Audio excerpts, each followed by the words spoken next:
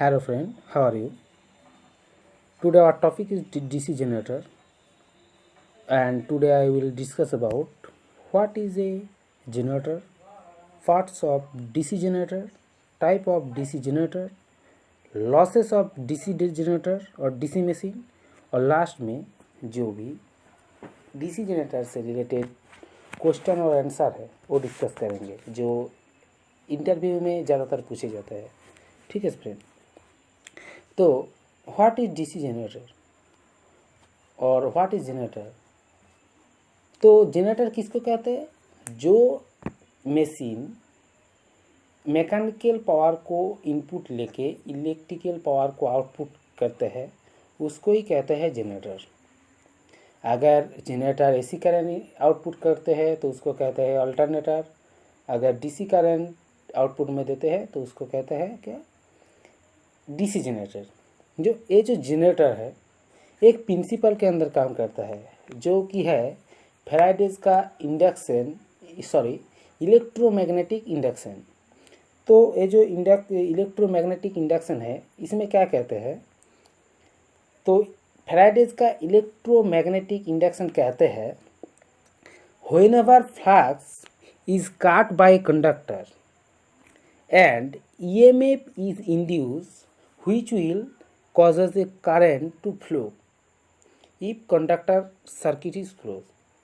तो क्या कहता है? तो फ्रेंड, अगर एक क्लोज सर्किट को या क्लोज कंडक्टर को अगर हम एक मैग्नेटिक फील्ड के अंदर घुमाएंगे तो क्या होगा? उसमें एक ईएमएफ जनरेट होगा, और जैसे ही लोड रेजिस्टेंस हम उसको प्रोवाइडेड करेंगे तो करंट फ्लो होगा। यही कहते हैं फैराडेज का electromagnetic induction. So friend, now हम आप लोग देखेंगे पार्ट्स ऑफ डीसी मशीन और डीसी जनरेटर का जो पार्ट्स है वो कितने प्रकार के होते हैं। तो देखिए फ्रेंड, यहाँ पे जो पार्ट्स है वो दिखाया गया है। तो देखिए, ए है हमारा आर्मेचर।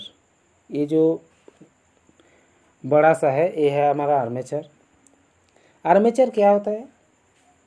ये जो स्टेटर फील्ड वाइंडिंग है स्टेटर का, ये जो स्टेटर का वाइंडिंग है ये वाला, इसका अंदर क्या रहता है? इसका अंदर रहता है हमारा आर्मेचर रहते हैं। और ये जो फील्ड वाइंडिंग है इसमें क्या होता है? इसमें मैग्नेटिक फील्ड क्रिएट होते हैं। जब भी हम लोग इसमें करंट सप्लाई करते हैं तो इसमें क्या होता है? एक एन पोल होता है, एक एस पोल होता है। और ये जो आर्मेचर है, ये आर्मेचर है, इसको हम इसके अंदर घुमाएंगे। अगर घुमाते हैं तो क्या होता है? फैराडेज का इलेक्ट्रोमैग्नेटिक इंडक्शन क्या कहते हैं? ये हमने सुना है। तो अगर इसको हम घुमाएंगे इधर तो क्या होगा? ये जो कॉपर कॉइल है इसमें एक ईएमएफ इंड्यूस होगा, और ईएमएफ इंड्यूस होगा तो इस ईएमएफ को हम लोग कम्युनिकेटर के थ्रू और ब्रास के थ्रू, ये है हमारा ब्रास के थ्रू क्या करेंगे? ब्रास के थ्रू हम निकाल लेंगे, आउटपुट कर देंगे, और आउटपुट में डीसी होगा। तो देखिए, ये है इसका पार्ट्स। क्या क्या रहता है इधर?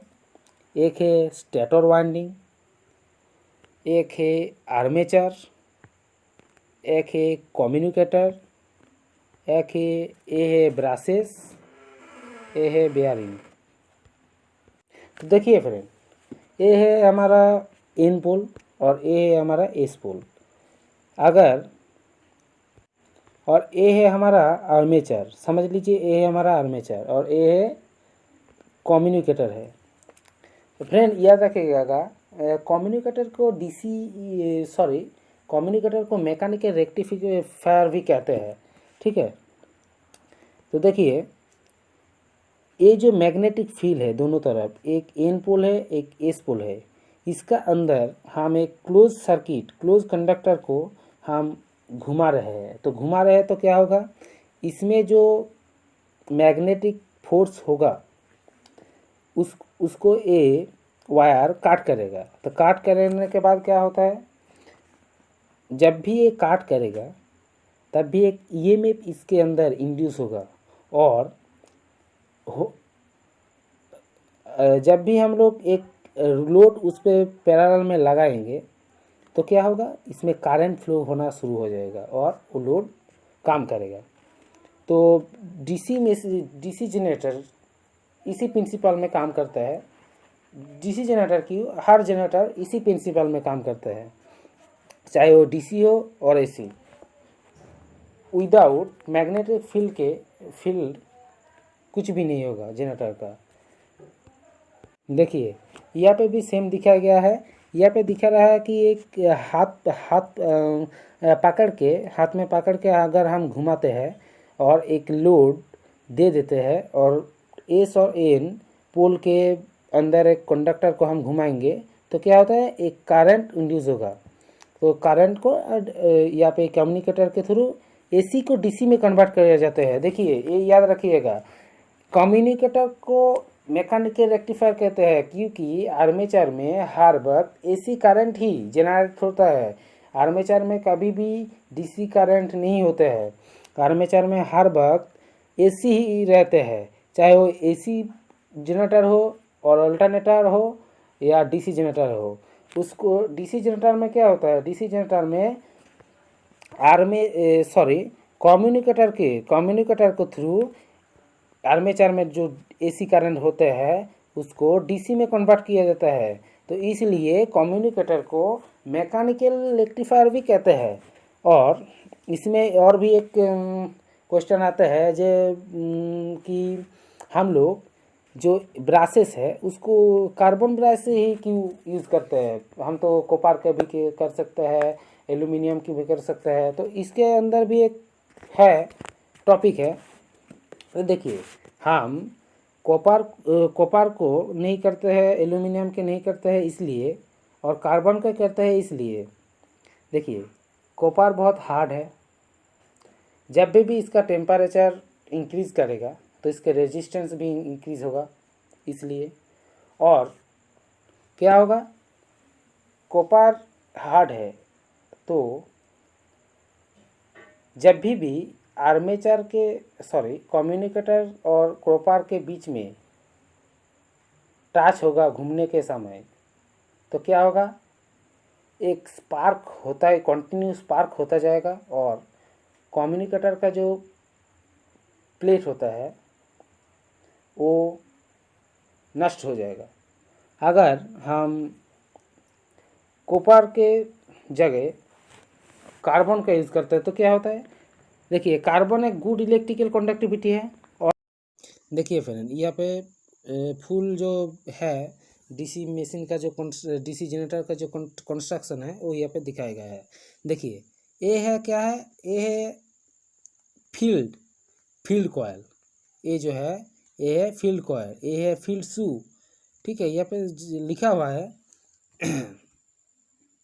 और एस पोल है, एन पोल है। यहाँ पे 4 पोल का ये जनरेटर है। ये जो है ये पोल शू है इसको, ठीक है। और ये जो डॉटेड लाइन है ये है आर्मेचर। आर्मेचर के अंदर जो सर्कल है वो है आर्मेचर वाइंडिंग। और ये है ब्रासेस, ये है ब्रासेस और बीच में है सैफ्ट और कम्युनिकेटर है। ठीक है फ्रेंड, तो यहाँ पे लिखा हुआ है सभी, आप थोड़ा सा पॉज करके देख लीजिए तो अच्छा होगा। ठीक है फ्रेंड। और फ्रेंड देखिए ये जो आर्मेचर है, इस आर्मेचर में 2 तरह की वाइंडिंग होता है। ठीक है, एक ये लैप वाइंडिंग होता है वो है, और एक है वेव वाइंडिंग होता है। इंटरव्यू में हर वक्त ये पूछा जाता है कि लैप वाइंडिंग क्या है, वेव वाइंडिंग क्या है। तो इसके अंदर हम एक अलग सा वीडियो बनाएंगे ये जो टॉपिक है वेव वाइंडिंग के और लैप वाइंडिंग के लिए। ठीक है फ्रेंड, तो अभी इतना समझ रखिए कि डीसी मशीन में 2 ही वाइंडिंग होता है, एक है लैप वाइंडिंग होता है और एक है वेव वाइंडिंग। अगर हम टाइप्स की बात करते हैं डीसी जनरेटर की, तो डीसी जनरेटर की 2 ही टाइप्स होता है। एक है सेपरेटली एक्साइटेड डीसी जनरेटर और एक है सेल्फ एक्साइटेड डीसी जनरेटर। तो देखिए सेपरेट एक्साइटेड किसको कहते हैं? सेपरेट एक्साइटेड इसको ही कहते हैं, ये जो फील्ड कॉइल है इसको अलग से अगर हम पावर सप्लाई करके मैग्नेटाइज करके अलग से पावर सप्लाई करके मैग्नेटाइज करें और फिर आर्मेचर को इसके अंदर घुमाया जाता है और फिर हमको आउटपुट मिलते हैं, तो इसके कहता है कि क्या सेपरेटली एक्साइटेड। और है क्या, है क्या सेल्फ एक्साइटेड। तो सेल्फ एक्साइटेड किसको कहते हैं? सेल्फ एक्साइटेड इसको कहते हैं ये जो फील्ड कॉइल है इसका अगर आर्मेचर में जो करंट प्रोड्यूस हो रहे हैं उससे ही ये जो कॉइल है ये मैग्नेटाइज होते हैं, तो इसको कहते हैं सेल्फ एक्साइटेड डीसी जनरेटर। तो देखिए हर एक मशीन में कहीं ना कहीं कुछ ना कुछ लॉस होता ही होता है। तो डीसी मशीन में क्या क्या होता है लॉस? देखिए डीसी मशीन में 3 प्रकार के लॉसेस होते हैं। डीसी मशीन में 3 प्रकार के लॉसेस होते हैं। तो 3 प्रकार के लॉसेस क्या क्या है? देखिए एक ही कॉपर लॉसेस होता है, आयरन लॉस और कॉल लॉसेस होते हैं और मैकेनिकल लॉसेस होते हैं। ये लॉसेस के ऊपर हम डिफरेंट सा वीडियो बनाएंगे। ये तो मेरा चैनल का पहला वीडियो है, तो देखिए अगर पसंद आए तो लाइक करना फ्रेंड्स। तो देखिए कॉपर लॉस होता है, आयरन लॉस और कोल लॉस दोनों ही एक ही लॉस है, वो भी होते हैं, और मैकेनिकल लॉसेस होते हैं। तो 3 प्रकार के लॉसेस होता है। तो ये जो आर्मेचर जो लॉसेस है, ये जो कॉपर लॉस होता है वो कहाँ कहाँ होता है? ये जो ये लॉसेस होता है आर्मेचर में। जो कॉपर लॉस आर्मेचर में होते हैं, ये जो येलो कलर के है ये है आर्मेचर। तो आर्मेचर में होता है कॉपर लॉस। शांत फील्ड में होते हैं, ये जो फील्ड है ये फील्ड में होते हैं, और ये फील्ड भी दोनों प्रकार के होते हैं, एक है शांत फील्ड, एक है सीरीज फील्ड, और सॉरी दोस्त 3 प्रकार के होता है, और एक है कंपाउंड फील्ड। ठीक है। तो ये जो कॉपर लॉसेस है ये आर्मेचर कॉइल में होते हैं, शांत फील्ड में होते हैं, सीरीज फील्ड में होते हैं। और वो जो आयरन लॉस है, आयरन लॉस में क्या क्या होता है? हिस्टैरिसीस लॉस है इसके अंदर, और ईडी करंट लॉस है। और ये जो मैकेनिकल लॉसेस है ये क्या होता है? मैकेनिकल लॉस जो है वो बेयरिंग जो कहते हैं ना उसको ये क्यों लगाया जाता है? तो बेयरिंग हम लोग इसलिए यूज़ करते हैं कि फ्रिक्शन कम हो और मैकेनिकल लॉसेस कम हो। तो मैकेनिकल लॉसेस के अंदर 2 लॉस होते हैं, एक है फ्रिक्शन लॉस और एक है विंडेज लॉस। ठीक है फ्रेंड। और फ्रेंड ये जो लॉसेस होते हैं इसमें तो आयरन लॉसेस कांस्टेंट होते हैं, मैकेनिकल लॉसेस भी कांस्टेंट ही तो लगभग होता है, और जो वेरिएबल लॉसेस होता है वो क्या होता है? वो कॉपर लॉसेस होते हैं। कॉपर लॉसेस इसमें वेरिएबल होते हैं। ठीक है। तो देखिए फ्रेंड यहाँ पे इंटरव्यू से में क्या पूछा जाता है? देखिए यहाँ पे पूछा जाता है कि योग किसको कहते हैं? ये जो बाहर का पोर्शन है ना इसको जिसको फ्रेम कहते हैं इसको ही योग कहते हैं। ठीक है। तो ये किस मेटल से बना हुआ रहता है? तो इसका आंसर क्या होगा? कास्ट स्टील से होता है। तो योग के कौन सा मेटल से बना हुआ रहता है? कास्ट स्टील से। और एक है आर्मेचर का जो डीसी मशीन है, तो इसको कौन सा मेटल से बनाया जाता है? आर्मेचर जो है डीसी मशीन में उसको कौन सा स्टील से बनाया जाता है? तो वो था सिलिकॉन स्टील। और भी एक कहना कि ये फुल्ली लेमिनेटेड होता है, ईडी करंट लॉस कम करने के लिए ये फुल्ली लेमिनेटेड होता है। 0.001 mm और 1 से 5 mm के होता है लेमिनेशन जो सीड होता है वो भी। ठीक है फ्रेंड। और बाकी जो है कार्बन ब्लास्ट हम क्यों यूज़ करते हैं हमने बता दिया ये वीडियो में। और कम्युनिकेटर का काम क्या है ये भी हमने बताया है। इसके बाद में डीसी जनरेटर कहाँ का यूज़ करते हैं ये तो आपको पता ही होगा। जहाँ पे डीसी में पावर की ज़रूरत होगा वहीं पे हम डीसी जनरेटर का यूज़ करते हैं। ठीक है। और डीसी जनरेटर में क्या क्या मेन पार्ट्स क्या क्या है ये हमने दिखा दिया है। आप स्क्रीन पे देख पा रहे होगा क्या क्या पार्ट होता है, हमने बता भी दिया है। कौन सा पार्ट का क्या काम है ये भी बता दिया है। और इसमें और जो लॉसेस होता है वो क्या कितने प्रकार के होता है वो भी बता दिया है।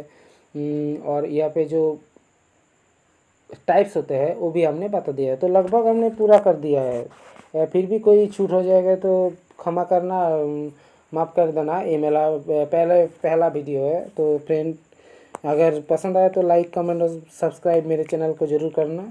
ठीक है फ्रेंड, आज के लिए इतना ही तक। ओके फ्रेंड, अगर कुछ क्वेश्चन होगा या कोई सुझाव होगा तो कमेंट बॉक्स में लिखना। ठीक है फ्रेंड, बाय।